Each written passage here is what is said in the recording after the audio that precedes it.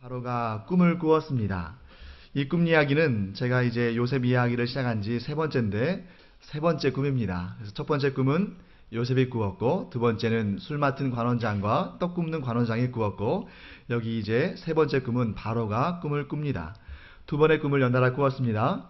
그 의미는 7년의 대풍년 후에 7년의 대기근이 있을 것에 대한 하나님의 계시였습니다. 본문의 내용을 보면 살지고 아름다운 일곱 암소 그리고 무성하고 충실한 일곱 이삭은 7년의 대풍년을 의미합니다. 그리고 각각 그 다음에 등장하는 심히 흉하고 파리한 일곱 암소와 가늘고 동풍의 마른 일곱 이삭은 7년의 대기근을 계시한 것입니다. 하나님께서 행하시는 일은 정말 대단하고 놀라울 뿐이어서 믿음이 없는 사람들은 이 내용들을 보고 읽으면 또 성경에 나와 있는 많은 기적들을 보면 과연 그것이 사실일까 하고 그 역사성을 의심하기도 합니다. 믿음의 눈으로 성경을 봐야지 그렇게 의심의 눈으로 보면 그것을 역사라고 볼 수가 없는 것이죠. 그런데 간혹 하나님을 믿고 또 구원에 대한 확신을 가지고 있으면서도 이 세상 사람들의 영향을 받아서인지 성경에 있는 이러한 사건들이 또 사실들이 과연 진짜일까 하고 약간 의심스러운 눈으로 보는 분들도 계시는 걸 봅니다.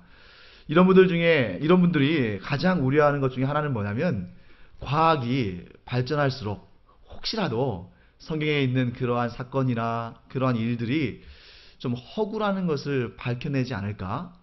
혹은 고고학의 그 발전으로 고고학적인 그러한 연구들과 또 발굴들이 이루어지면서 성경에 나와 있는 사실과 이 반대되는, 그러니까 성경을 좀 부인하는 그런 발굴들이 또는 그런 발견들이 있지는 않을까 좀 염려하는 분들도 있습니다. 그런 공식적인 명칭은 없습니다만 제가 이름 붙이기는 이렇게 이름 붙여봤습니다. 과학 울렁증, 또 고고학 울렁증. 시험 보는 건 아닙니다만 괜히 과학과 고고학이 성경에 반하는 내용들을 말할까봐 좀 두려워하는 분들이 계실 수 있습니다. 하지만 우리는 이러한 염려와 걱정을 내려놓고 하나님을 믿고 의심치 않으므로 하나님의 말씀인 성경을 전적으로 신뢰하기를 간절히 축원합니다. 저는 분명히 이런 믿음을 가지고 있습니다. 과학이 발전하면 발전할수록 또 고고학이 더 세밀하게 더 정확하게 발굴하면 발굴할수록 또 과학과 고고학이 정직하면 정직할수록 성경에 나와 있는 이 역사적인 사건들과 사실들을 뒷받침하는 그러한 연구들과 또 결과들을 낼 것이라고 저는 믿습니다. 거기에 대해서는 이미 수많은 증거들이 있습니다만 그 중에 한 가지만 예를 들어보겠습니다. 다니엘서의 이야기입니다. 다니엘서에서는 바벨론의 마지막 왕을 벨사살 왕이라고 기록하고 있습니다. 여러분 아시다시피 다니엘은 바벨론 제국의 포로로 끌려간 다음에 바벨론 제국의 멸망 그리고 메대, 바사 제국에 이르기까지 이렇게 긴 역사를 지내온 사람입니다. 그가 기록하기로 바벨론의 마지막 왕은 벨사살이다 라고 기록했습니다. 자, 이 벨사살 왕이 어떤 왕이냐면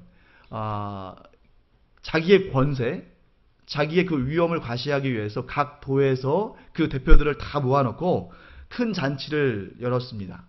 그리고 이제 술을 마시고 흥청망청 거나하게 취했을 때 아주 이상한 짓을 하죠. 예루살렘의 그 성전에서 탈취물로 가져온, 전리품으로 가져온 여호와 하나님을 섬길 때 사용하는 그 귀한 금그릇, 은그릇 이런 그릇들을 가져오라고 합니다. 그리고는 그 하나님께 쓰임받던 귀한 그릇들에 술을 담아가지고 그 술을 마시면서 여호와 하나님을 조롱하는 그런 악한 일을 했습니다. 그와 같이 했을 때에 갑자기 사람의 그 손가락 같은 것들이 나타나서 벽에 글씨를 쓰기 시작했습니다. 그 벽에 뭐라고 쓰여졌냐면 메네 메네 데겔 우바르신. 들어보신 적 있으시죠? 메네 메네 데겔 우바르신. 그 뜻을 아무도 알 수가 없었습니다. 갑자기 손가락이 나타나서 벽에 글을 쓰는 것도 무서운 일인데 아무도 그 뜻을 알지 못하니까 더 무서운 것입니다. 그때 다니엘이 그 뜻을 해석해 줍니다. 하나님께서 왕의 시대를 세워서 그것을 끝나게 하셨다. 즉 벨사살 왕의 끝을 하나님께서 보게 하셨다 하는 그런 내용이었습니다.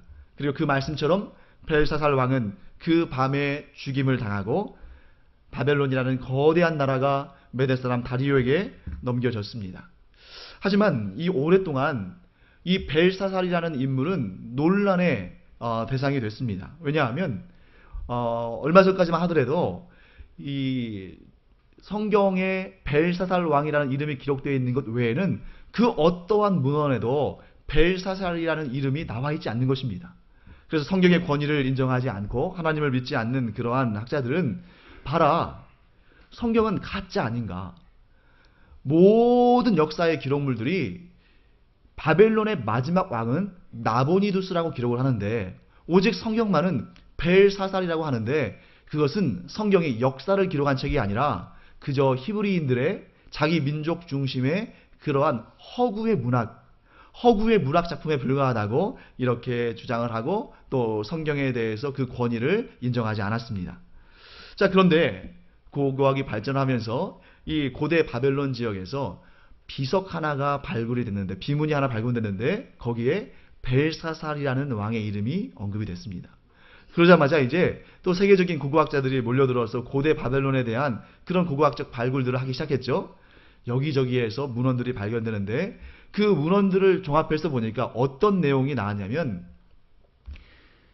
바벨론의 마지막 시기에 나보니두스라는 왕이 있었는데 그 나보니두스라는 왕이 이제 그 나라가 크다 보니까 여기저기 전쟁할 일이 많았겠죠. 그러니까 군대를 이끌고 국경지대, 즉 외곽을 돌면서 전쟁을 하는데 이 나라를 수도를 그냥 방치해둘 수 없지 않습니까? 그래서 자기의 아들인 벨사살을 공동 통치하는 왕으로 세워서 이 수도를 지키게 하고 자신은 전쟁을 하러 다닌 겁니다. 자, 우리 그 내용을 우리가 뭘 통해 알 수 있냐면 아까 이 벨사살 왕이 그 전국 각도의 다스리는 자들, 즉 통치자들을 수도로 불러서 자기의 왕궁에서 잔치를 하지 않았습니까? 이처럼 수도를 지키는 왕이 벨사살이었다는 것입니다. 자, 그리고 또 한 가지 뭘 알 수 있냐면 다니엘이 그 벽에 쓴 글씨들을 해석했을 때 벨사살 왕이 다니엘에게 벼슬을 내리는데 뭐라고 하냐면 내가 너를 이 나라의 셋째 치리자로 삼겠다라고 말합니다. 보통 여러분 그렇게 놀라운 일을 하고 대단한 일을 하면 둘째 치리자로 세우는 것이 일반적이지 않겠습니까? 너는 내 다음으로 높은 사람이 되라. 마치 요셉이 애굽 왕 바로 다음으로 높은 총리가 된 것처럼요. 그런데 셋째 치리자라고 말하는 것입니다. 왜 그럴까요? 첫째와 둘째는 자기의 아버지인 나보니두스 그리고 자신 이 두 명의 왕이고 그 왕을 제외한 가장 높은 자리는 당연히 셋째 치리자가 되는 것이죠. 이처럼 성경이 유일하게 증언하던 역사가 실제 역사라는 것이 고고학의 발견을 통해서 또 이렇게 밝혀지는 경우를 보게 됩니다. 오늘 우리가 이 창세기 오늘 본문에서 본 7년간의 대풍년, 그 후에 7년간의 대기근에 대해서도 그 역사성을 부인하는 자들이 있었습니다. 그런데 저는 한 달 전쯤에 신문을 읽다가 다음과 같은 기사를 보았습니다. 서울신문 2014년 5월 21일자 기사입니다. 찬란한 문명을 자랑하던 고대 이집트 왕국이 급격한 기후변화 때문에 멸망한 과학적인 근거를 찾았다는 그러한 기사였습니다. 미국 뉴욕의 유명한 대학이죠. 코넬 대학교의 고고학 연구팀이 고대 이집트 문명의 황금기였던 그 파라오 세소스트리스 이 왕의 피라미드 그 안에서 관을 하나 발견합니다. 그리고 그 관의 재료인 나무 조각을 연구하기 시작했습니다. 여러분들이 가끔 이런 그 단어를 들어보셨을 거예요. 방사성 탄소 연대 측정. 이 방법은 주로 고고학에서 아주 옛날의 유물들이 얼마나 오래된 것인지를 분석하기 위한 방법인데 그런데 이 방법은 지금까지 좀 논란이 많았습니다. 왜냐하면 오차가 너무 컸기 때문이에요. 어떤 경우에는 수천 년, 어떤 경우는 수만 년 이렇게 이 오차가 있었기 때문에 좀 그 신빙성이 의심이 됐었는데 이 팀이 사용한 방법은 가장 최신의 기술적인 방법을 사용해서 이 경우에는 시간 오차가 10년 이내에 불과할 정도로 굉장히 정확한 방법이라고 알려져 있습니다. 이것을 토대로 그 관의 쓰인 나무의 나이테를 정밀 분석했는데 바로 이 시기, 즉 주전 2000년에서 2300년 그 사이에 그 시기에 비정상적인 그러한 기온 하락이 있었던 것을 발견해냈습니다. 즉 그 시기에 원인을 알지 못하는 이상한 급격한 기후변화로 인해서 갑자기 기근이 찾아왔다는 것입니다. 그리고 그 기근 때문에 전쟁이나 또 질병이나 이러한 사회적인 문제들이 발생했다는 것입니다. 결국 그것이 고대 이집트 문명에 막을 내리게 하는 그 원인이 됐다고 이 연구팀은 주장합니다. 2010년에 영국 런던 대학교의 페크리 하산이라는 교수도 이와 비슷한 주장을 펼쳤습니다. 이집트 남부에서 발견된 고대 지방 통치자 안크피티라는 사람의 무덤에서 상형 문자로 쓰여 있는 역사 기록을 발견했는데요. 그것은 기원전 2200년 이전에 작성된 그러한 기록이었습니다. 거기에 보면 이런 내용이 있습니다. 모든 사람들은 극심한 기근에 시달렸고 결국 자신의 자식마저 잡아먹는 그러한 끔찍한 지경에 이르렀다. 이런 내용이 담겨 있습니다. 이 연구와 이 기사가 완벽한 것은 아니겠습니다. 완벽한 것은 아닐 것입니다. 하지만 우리는 분명히 지금으로부터 약 4000년 전에서 4300년 전, 즉 주전 2000년에서 2300년 전에 그 기근의 놀라운 변화들이, 그 기후의 놀라운 변화들로 인한 기근들이 있었다는 것을 알게 됩니다. 그러면 이러한 역사와 이런 과학자들, 고고학자들이 발굴한 또 찾아낸 이런 역사와 성경에 나와 있는 요셉의 역사를 우리가 어떻게 연결시킬 수 있을까? 기원전 2000년에서 2300년은 요셉이 존재했던 시기와 거의 일치합니다. 그때에 요셉이 한 역할은 무엇이었을까요? 이 대기근이 일어나기 전에 대풍년의 때에 그 곡식들을 잘 저장해 놨다가 이 기근이 일어날 때 그것을 공급함으로 말미암아 애굽뿐만 아니라 주변 나라의 사람들도 먹여 살리는 이 일을 했음을 우리는 봅니다. 그런데 이 대기근은 그때 딱 한 번 있고 끝난 것이 아니라 그 후로도 몇 번 반복이 되었겠죠. 그때 요셉이 죽습니다. 요셉도 사람이기 때문에 죽는 거죠.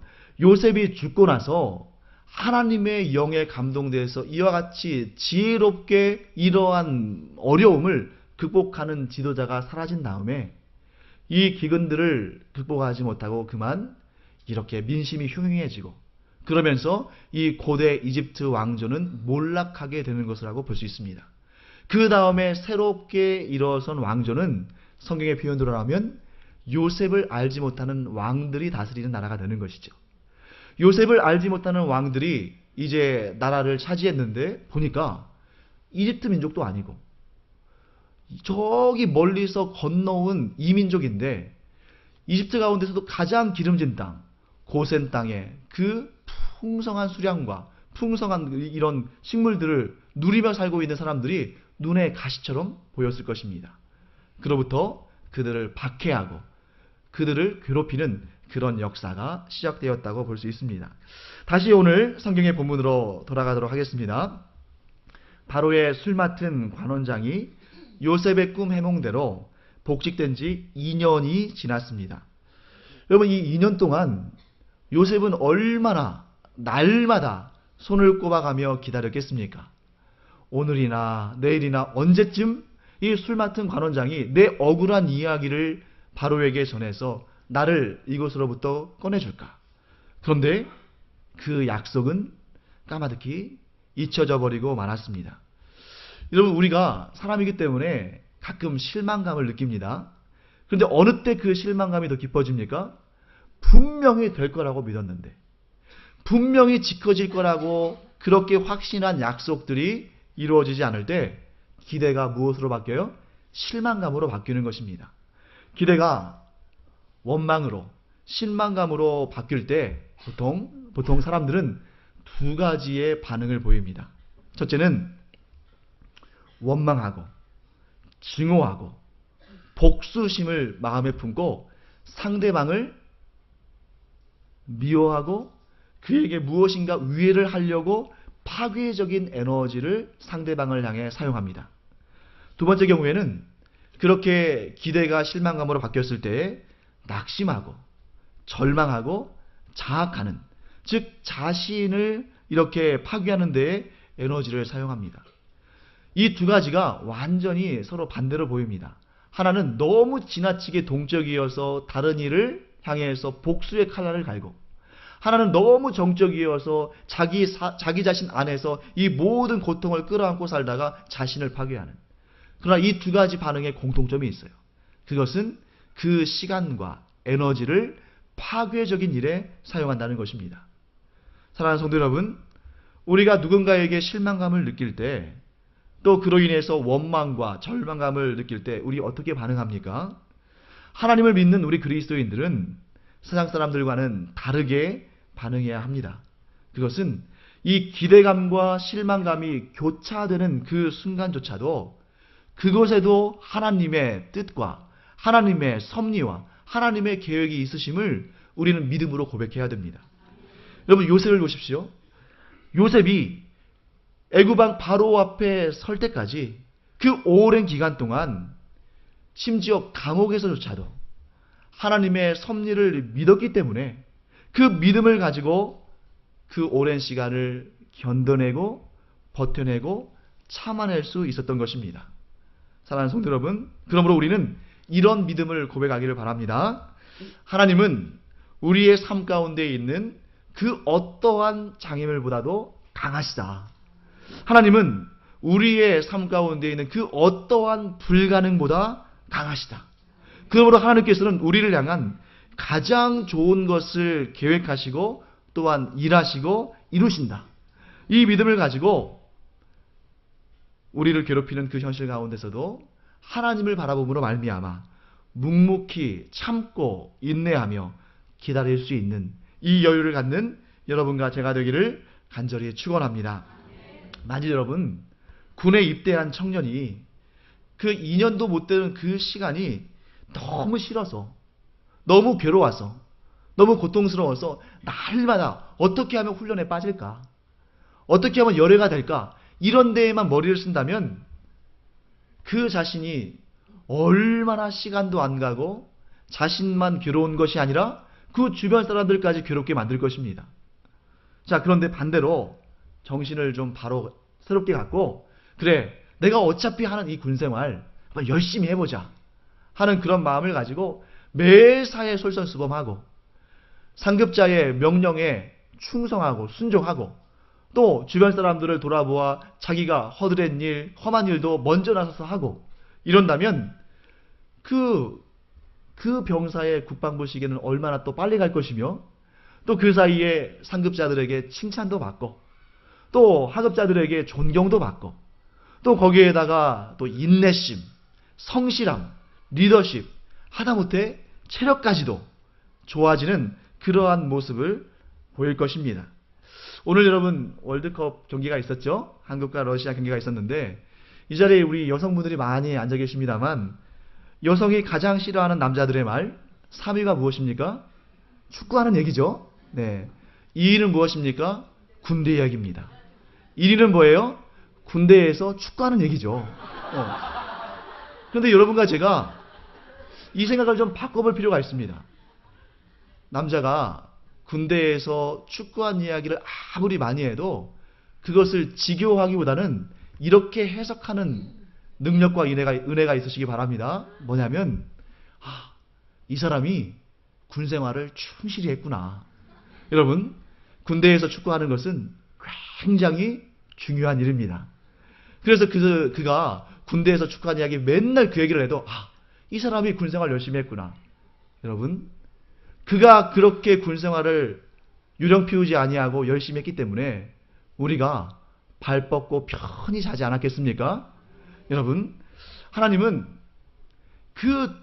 하나님께서 계획하신 그 일을 반드시 이루시는데, 그런데 문제는 하나님의 때가 우리가 생각한 때와 같지 않을 수 있다는 겁니다.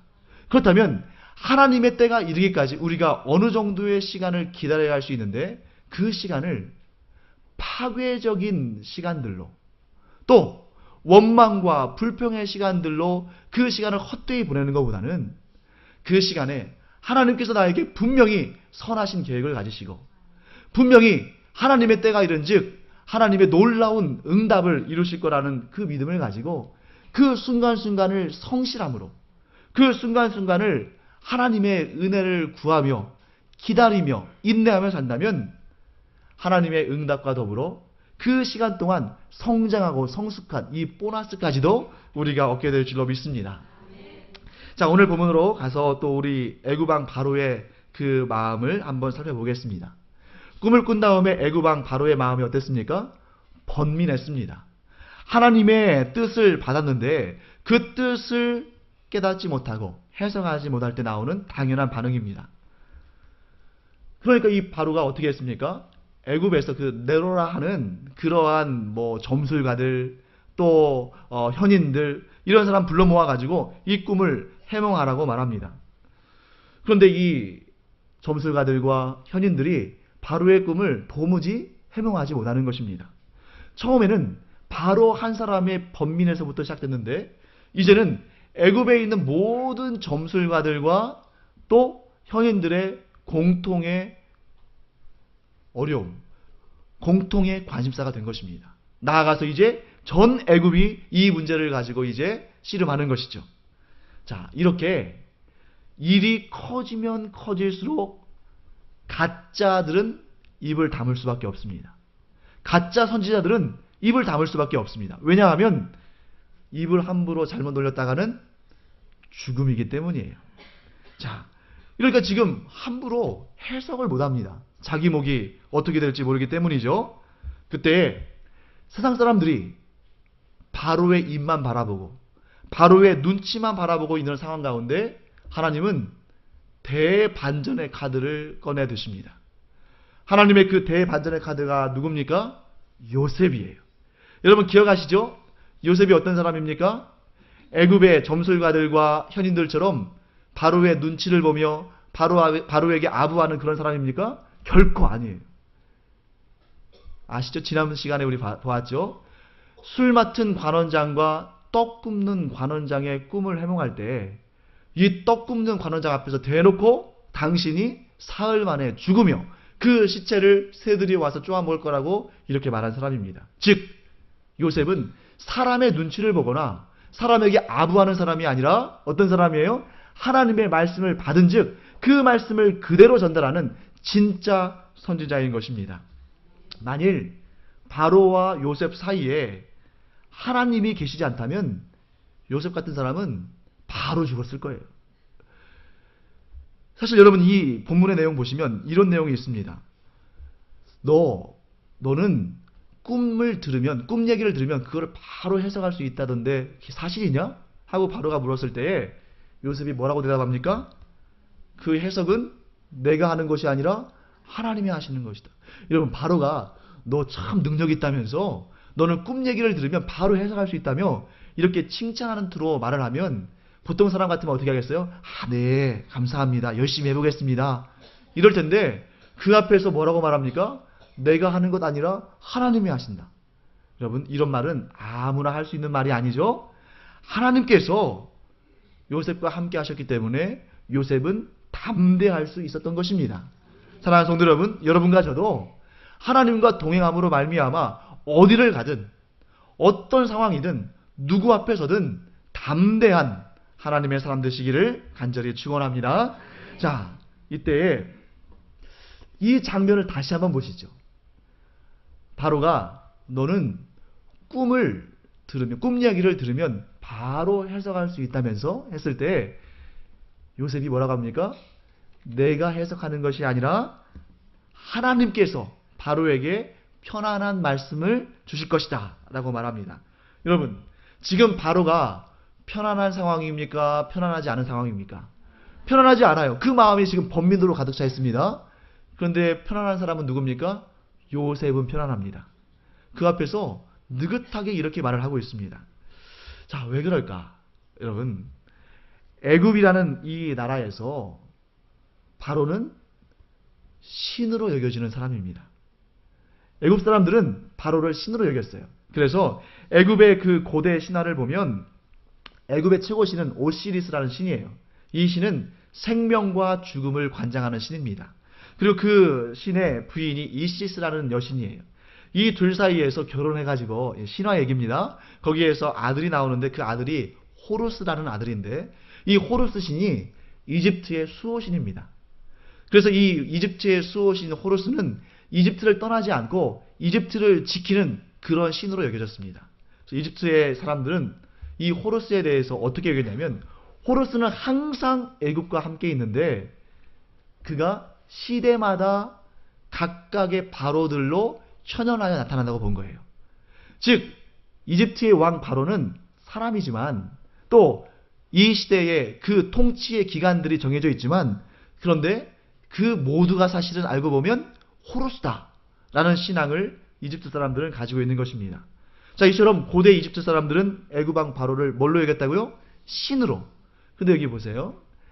이집트의 신으로 여겨지는 바로가 자기가 꾼 꿈 하나를 해몽을 못해서 히브리의 노예이자 감옥에 갇혀있던 죄수인 요셉을 불러들였습니다.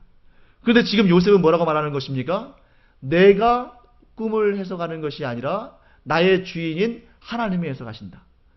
지금 애굽의 신으로 여겨지는 바로가 누구의 입을 주목하고 있습니까? 이스라엘의 여호와 하나님의 종의 입을 주목하고 있는 것입니다. 이미 영적으로 애굽의 신은 하나님 앞에 무릎을 꿇고 있는 것입니다. 자, 그럼에도 불구하고 좀 빈정상하지 않겠습니까? 자존심도 상하고. 그런데도 요셉이 해몽을 하니까 애굽 왕 바로가 그 해몽을 좋게 여겼습니다. 왜 좋게 여겼을까요? 저는 한 두 가지 정도 생각해 봤습니다. 첫째, 요셉은 그 꿈을 해몽하는 데 있어서 자기가 해석을 해보겠다고 말하지 않았습니다. 자, 여러분, 이 애굽 왕 바로가 얼마나 많은 꿈을 꿨겠습니까? 그리고 애굽 왕 바로의 안색이 조금 안 좋다 싶으면, 또 애굽 왕 바로가 좀 꿈을 꿨다 싶으면 얼마나 많은 점술가들과 현인들이 그 주변에 와가지고 내가 한번 그 꿈을 해몽해 보겠노라고, 내가 한번 바로의 문제를 좀 내가 해석해 보겠노라고 그렇게 얼마나 말을 많이 했겠어요. 그리고 그들은 각자 그 점술가마다 또 현인들마다 각자 자기만의 방식으로 해석을 하고 해명을 했겠습니다만, 그러나 그 결과는 짜맞춘 듯이 뻔한 것입니다. 뭘까요? 애굽은 반드시 승리한다. 모든 영광은 바로의 것이다. 뻔하지 않습니까? 그러면 그 사람들은 그러한 사탕발림을 통해서 관직이라도 하나 하고 큰 돈을 벌려고 했겠죠. 여기에서 두 번째 이유가 등장합니다. 바로는 요셉의 해몽이 일반적인 애굽의 점술가들이나 그 현인들의 해석과는 다른 아주 특이하고 독특하다는 것을 찾아냈습니다. 왜냐하면, 자, 그렇게 애굽에 있는 그런 점술가들과 현인들은 뻔한 해석을 내놓습니다. 애굽이 승리하고 바로가 영광을 얻는다. 그런데 여러분, 이 예언은 사실 거의 다 맞았을 거예요. 왜냐하면 애굽이라는 나라는 그 주변에서 가장 큰 강대국이었기 때문에 웬만해서는 지지 않습니다. 당연히 바로의 영광도 계속됐을 것입니다. 그런데 요셉은 지금 뭐라고 해명합니까? 7년 동안의 대풍년이 있은 다음에 7년 동안의 대기근이 있을 것이다.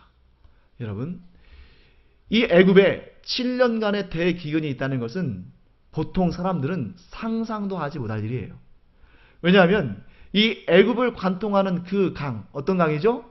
나일강은 엄청난 강입니다. 우리나라의 한강처럼 우리나라에서 발원해서 우리의 바다로 흘러가면 이 땅이 좀 기근에 휩싸이면 강이 마를 수 있겠죠. 하지만 이 나일강은 애굽 땅에서 출발하는 것이 아니라 저 아프리카의 남쪽, 그 열대우림, 1년 내내 비가 쏟아지는 그곳에서부터 발원하기 때문에 엄청난 수량으로 이 이집트를 관통해서 지중해로 흘러 들어갑니다. 물만 많은 것이 아닙니다.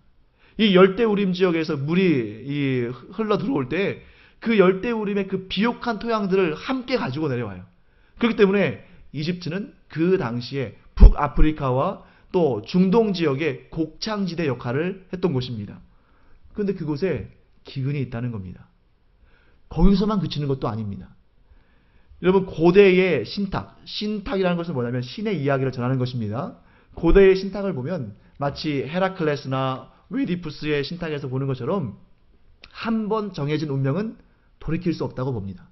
그런데 요셉은 바로 왕의 그 꿈을 해몽하면서 뭐라고 하냐면 분명히 7년의 풍년과 7년의 기근이 있지만 그것을 준비하도록 하는 것입니다. 사랑하는 성도 여러분, 요셉은 그 꿈 해몽을 통해서 애굽 왕 바로에게 하나님의 품성을 드러냅니다. 하나님은 어떤 분이셔요? 하나님은 살 길을 열어주시는 분입니다. 분명히 우리의 인생 가운데 성공도 있고 실패도 있고 잘 될 때도 있고 잘 되지 않을 때도 있고 고난과 고통의 터널을 지날 때도 있지만 하나님은 하나님을 믿고 신뢰하는 자에게 반드시 살 길을 열어주시는 분인 줄로 믿습니다. 그 해석이 바로에게는 너무 충격적이면서 너무 새로운 것이죠. 결국 바로는 요셉의 해몽을 받아들입니다. 자, 이제 요셉이 할 일은 끝났습니다. 요셉의 역할은 뭐였어요? 바로의 꿈을 해석하는 것이 요셉의 역할이죠. 이제 주사위는, 이제 공은 누구에게 넘어갔습니까? 애굽 왕 바로에게. 바로는 이제 이 꿈의 해석을 들은 다음에 그 다음 조치를 취해야 되는데 이 엄청난 사실을 전해들은 바로가 그 엄청난 프로젝트를 계획하고 진행할 자로 누구를 세웁니까? 요셉을 세우는 것입니다. 하나님이 하신 일이죠. 여러분, 이 창세기의 요셉 이야기를 보면 요셉의 그 모든 스토리를 이끌고 가는 중요한 모티브가 두 개가 등장합니다. 그 중에 하나는 꿈입니다.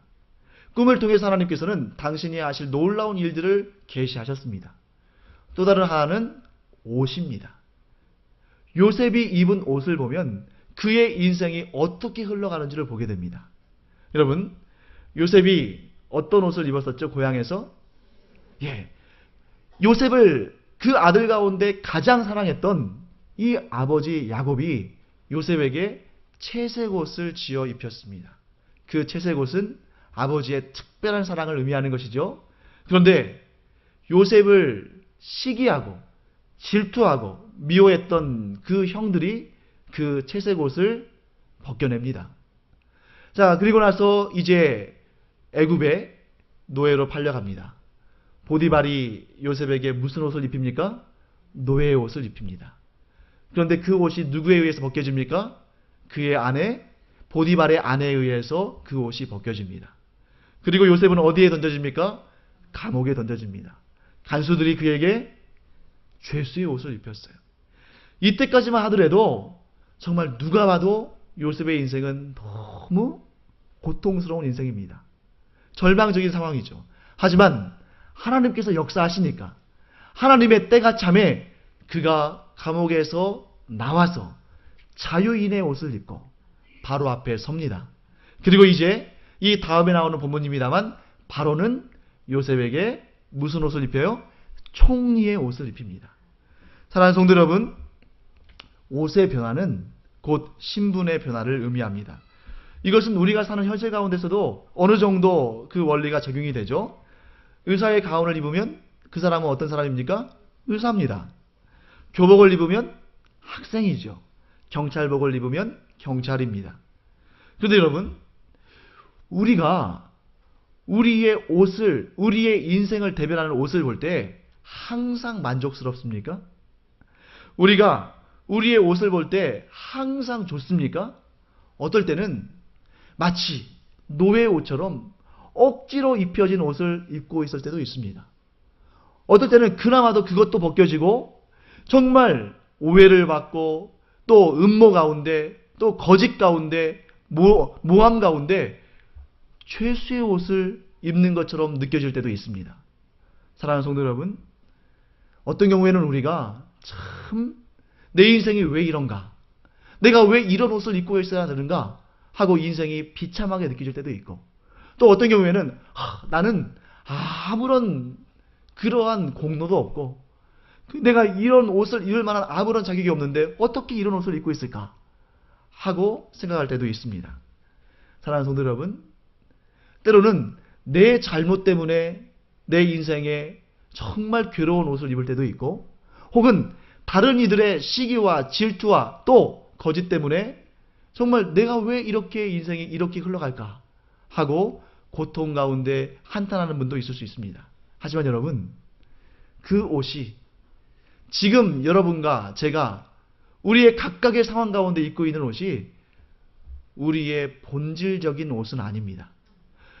그 누구도 이 세상 가운데서는 사람에 의해서 옷이 입혀지기도 하고, 사람에 의해서 옷이 벗겨지기도 하고, 사람에 의해서 좋은 옷을 입기도 하고, 사람에 의해서 누더기 옷이 입혀질 수도 있지만, 우리의 본질적인 옷은 그 누구도 입힐 수 없고 또 그 누구도 벗길 수 없는, 한 번 입으면 영원한, 한 번 입으면 영원한 영광의 복을 가져다주는 그 옷이 우리의 진짜 옷입니다.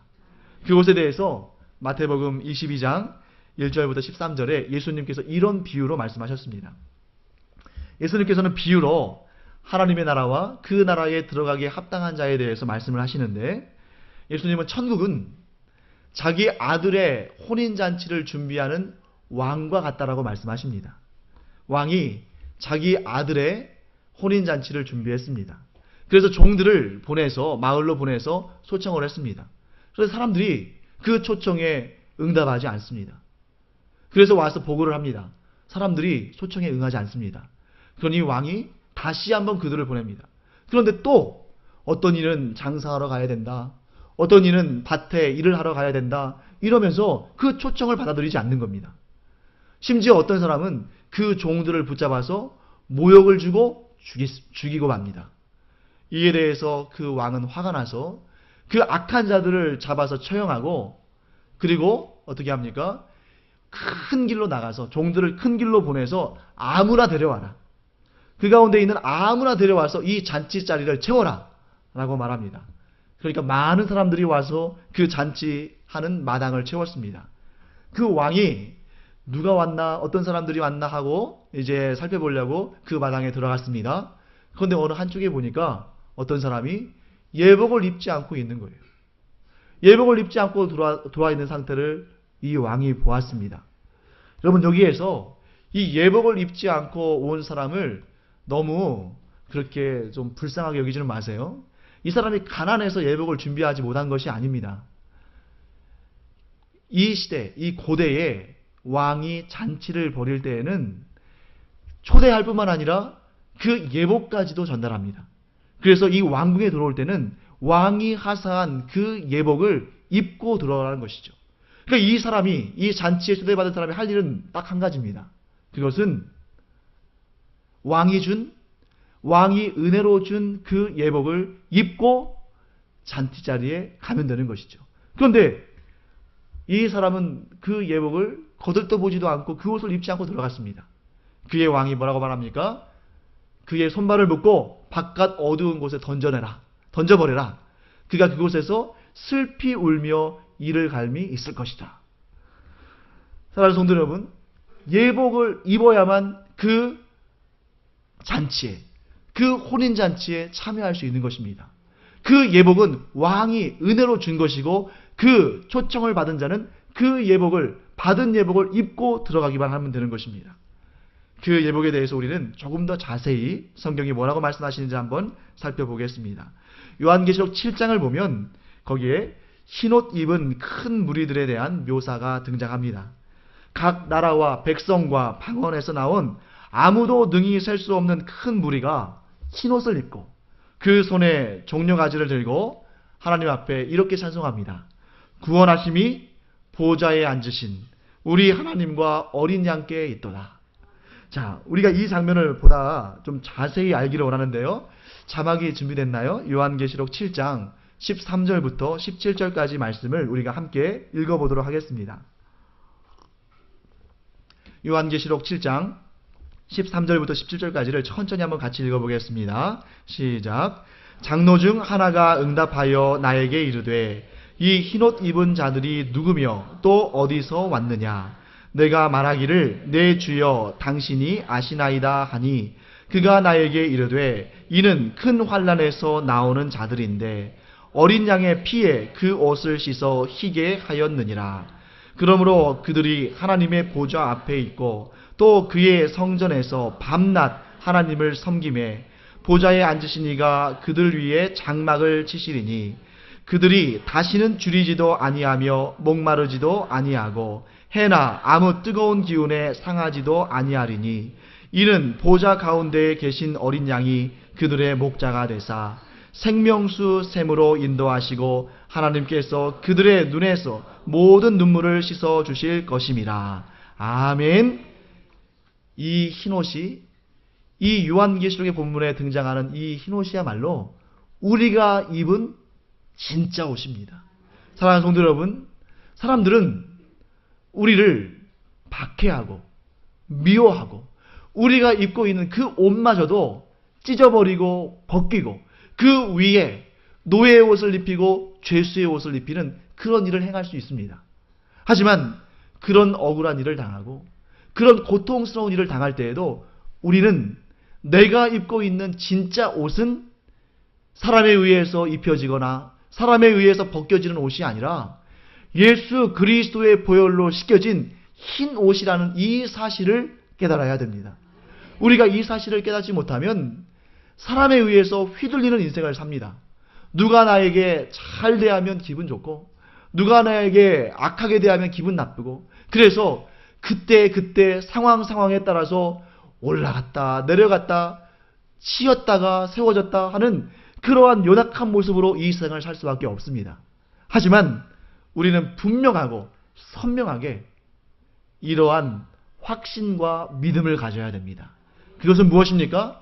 내가 입은 옷은 내 본질을 설명하는 이 흰 옷은 예수 그리스도의 보혈로 씻겨진 옷이기 때문에 이 본문에서 말씀하시는 것처럼 이제는 그 누구도 나의 영혼을 해치지 못하고 그 누구도 나의 신분을 끄집어 내리지 못하고 이 세상에서는 내가 비록 미움을 당할 수도 있고 오해를 당할 수도 있고 누군가가 나를 또 끄집어 내릴 수도 있고 또 올릴 수도 있지만 그러나 나의 본질, 이 흰옷을 입고 주 앞에 서 있는 이 나의 본질은 하나님이 주신 것이기 때문에 예수 그리스도의 보혈로 이루어진 것이기 때문에 누구도 그것을 없이 하지 못하고 누구도 그 옷을 벗기지 못하고 심지어 사망 권세라 할지라도 사탄의 세력이라 할지라도 내가 얻은 구원을 빼앗을 수 없다.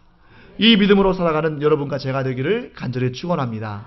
이 믿음을 가지고 있으면 요셉이 그랬던 것처럼 인내하고 참을 수 있습니다. 여러분 요셉의 인생을 보십시오. 그 채색 옷이 벗겨지고 노예의 옷이 입혀지고 그나마도 벗겨지고 죄수의 옷을 입었을 때 보통 사람 같으면 참 견디기 힘들었을 것입니다. 그 육신을 덮고 있는 옷은 채색 옷에서 노예의 옷으로 노예의 옷에서 죄수의 옷으로 바뀌지만 진짜 요셉을 덮고 있는 요셉의 진짜 옷은 그러한 사람이 벗기고 사람이 입히는 옷이 아니라 하나님의 은혜의 옷이었습니다. 요셉이 자기가 하나님의 은혜를 덧입고 있다는 사실을 알고 있었기 까닭에 그가 그 비참한 상황 가운데서도 인생을 포기하지 아니하고 끝까지 인내하고 결국 하나님께서 정하신 가장 극적인 그 순간에 하나님의 높이심을 받고 바로왕 앞에 서고 결국 애굽의 총리가 되어서 애굽 사람들뿐만 아니라 장차 하나님의 택함 받을 민족이 될 이스라엘 민족들을 보호하고 살리는 이 귀한 일에 쓰임 받았습니다. 사랑하는 성도 여러분, 우리 역시 그러합니다.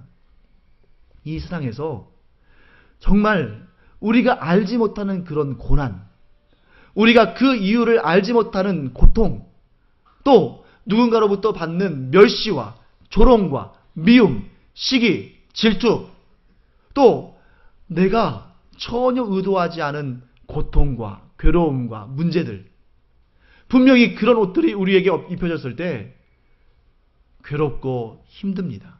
하지만 요셉이 그랬던 것처럼 내 진짜 옷은 사람이 입혔다가 벗기는 이런 옷이 아니라 하나님께서 입혀주신 옷, 곧 예수 그리스도의 생명값으로 사신 그 흰옷이라는 사실을 알고 매 순간마다 우리의 인생의 순간순간마다 하나님을 바라보며 우리가 주님이 주실 그 영광을 바라보며 그 영광의 날에 주 앞에 서서 구원하심이 하나님과 그 어린 양에게 있도다 라고 찬송하는 그날을 바라보며 우리가 이겨내고 인내하고 승리하는 역사가 있기를 간절히 축원합니다.